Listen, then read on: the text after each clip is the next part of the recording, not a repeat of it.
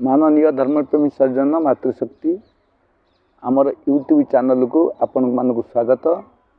यही चैनल रे आपण पतंजलि महर्षि योग दर्शन सूत्रर व्याख्यान शुणा पाइबे।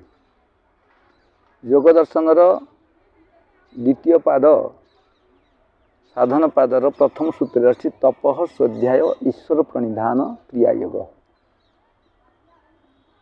जीवन को सरस सुंदर करने तप करिया पड़ो। तप अर्थ कौन ना भोक शोष थंडा गरम मान अपमान को अविचलित भाव सहन करिया को तप कहुए।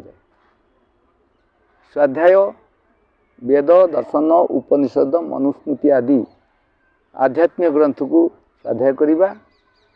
मत मु किए संसार को आसी कहीं आसला बेले कौन लेकिन आसती गला बेले कौन नहीं जीवी निज विषय अध्ययन करिया स्वाध्याय अंतर्गत आसी जाए। तृतीय है ईश्वर प्रणिधान।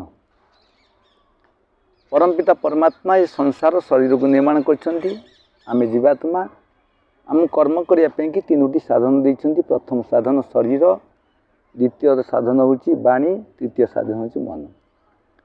परमात्मा देइथिबा शरीर वाणी मन रूपक साधन द्वारा कर्म करिया पूर्व ईश्वर आज्ञा नेबा दरकार।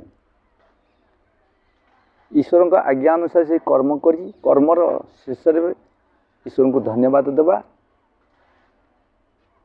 परमात्मा देइथिबा साधन द्वारा जो कर्म कर तार फल को ईश्वर को समर्पित करदेवा। आउ ईश्वर मोर क्रिया को देखुंट विचार को जानुंट वाणी को शुणुंट यह ईश्वर प्रणिधान अंतर्गत आसी जाए। यही तीनोटी साधन द्वारा आम जीवन को योगयुक्त करिपरिबा, जीवन को सरस सुंदर करिपरिबा।